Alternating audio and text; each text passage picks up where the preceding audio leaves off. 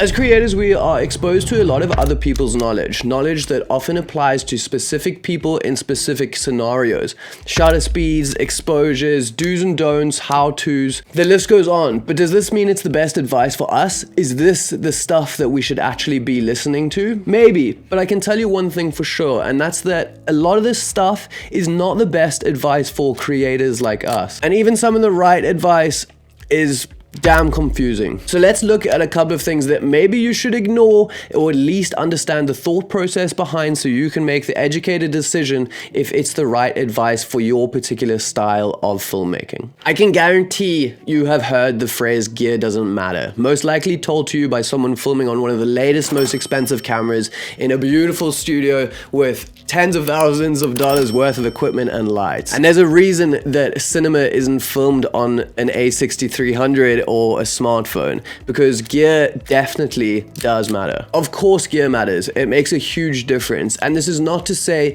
that if you truly only have access to some very limited gear, it shouldn't be the inhibiting factor stopping you from creating, and you should definitely make the most of what you do have. But having the right gear for the type of content that you want to make definitely makes it easier and makes certain things possible. Do your best to get the gear that will make the biggest impact on the style of content that you're trying to create. If you're predominantly shooting studio stuff, this is what you want to do. Put some of your money into getting a nice light and a softbox. If you're mainly doing like vlog style, out in the world stuff, maybe put your money into getting a nice wide lens. If you're doing travel cinematic videos, put most of your money into getting a nice camera that can shoot like 4K at 120 frames per second. Pick what you need to focus on and do your absolute best to get the gear that's going to help you achieve the results that you're after. Before I tell you guys a couple of little secrets and settings that I would recommend using, let's go over some of the things that I often hear people saying that, in my opinion, do just not apply to people like us creating content. And it's going to be mostly about settings.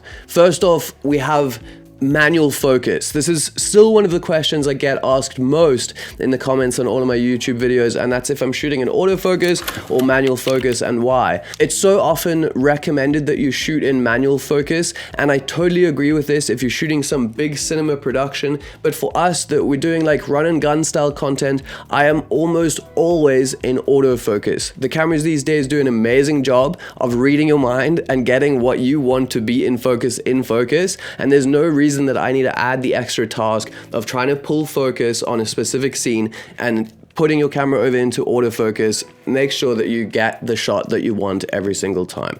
In very few cases, there are times that I'll flick it into manual focus if something is confusing the camera, if I have some dominant foreground or something in my frame, but it's very rare, and I'm almost always in autofocus. The next one is going to be only shooting in manual exposure settings.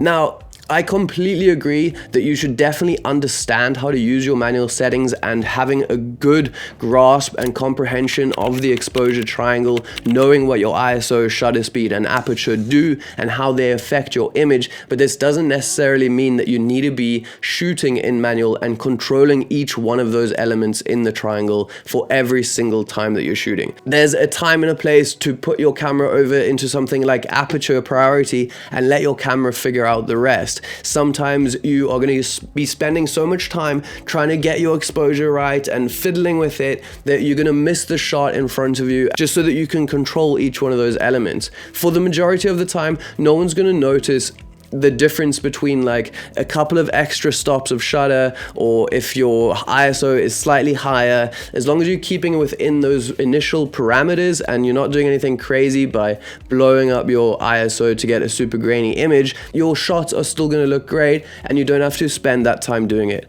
Filmmaking is often overwhelming, especially when you're starting out, and if you're giving yourself extra tasks in a position where you're already wearing so many hats that you're trying to be the cameraman, you're trying to be the director, there's most likely only one of you trying to do the whole thing, giving yourself extra tasks doesn't always make the most sense. So doing something like flipping it over into an automatic setting can sometimes be very helpful. The next is going to be using manual white balance. If I'm out in the world, I'm also 99% of the time flicking my camera over into auto white balance and letting it figure out what it wants to do. It does a pretty good job at understanding the scene and scenario, and there's no reason that I need to be putting my camera into manual white balance. If I'm shooting in something like a studio like this, and I don't want the camera to be slightly changing because I might be cutting from very different parts out of this whole talking segment, and I want to make sure that the temperature in those shots matches. So for a studio, I will put my camera into manual white balance, and it's probably the only time that I'll ever do it, except for a little sneaky hack that I'm going to tell you guys about. But for the most part, you just want to be in auto white balance, let your camera figure it out. It's really good at doing it. There's no reason to bother yourself with that either.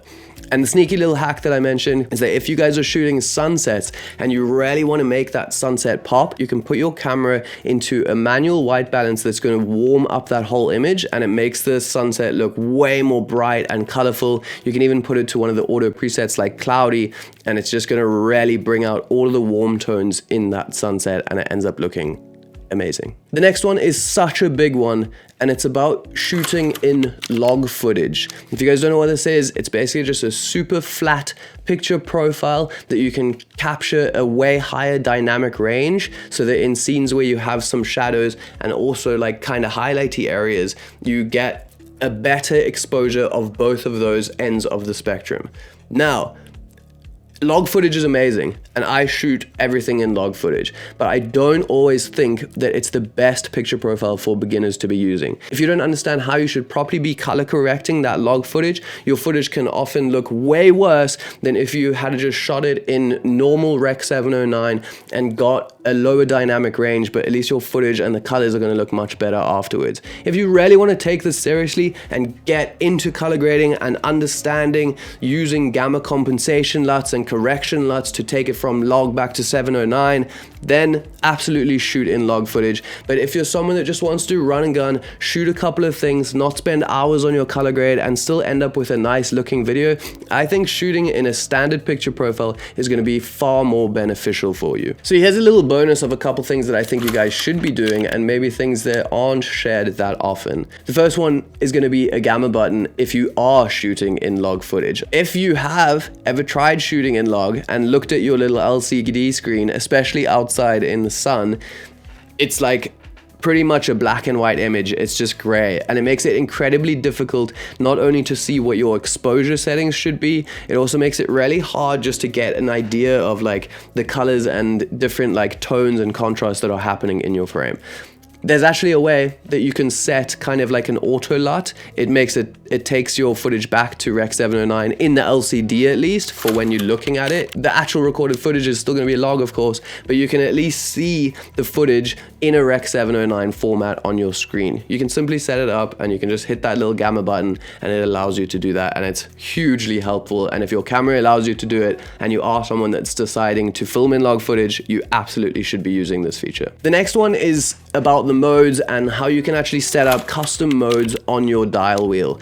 If you are someone that's going to be shooting in a lot of different modes, not only just manual, those little numbers on your mode dial are custom numbers, and you can set up the ones that you want for each of them so that you can quickly flip between them when you're out in the field and ensure that you can swap between the modes that you are most likely to use and not have to change settings or fiddle with things. The way I like to set this up is my number one on the mode dial will be 4K 24 frames per second. That's anything I'm going to be filming like this, any talking head stuff, anything normal outside. And then my number two on the mode dial is going to be 4K or as high resolution as you have available and 120 frames per second. So if I ever want to shoot anything slow motion, I can easily just swap between 1 and 2, and then I can shoot the slow motion stuff that I want back onto number 1 and shoot any talking or stuff I know that I'm not going to be using slow motion for. One last thing is going to be using your histogram to ensure you're getting the correct exposure. It's hard to see on your LCD what the exposure is that you're actually supposed to be capturing, especially if you're shooting in log footage, and especially if you aren't using the correction LUT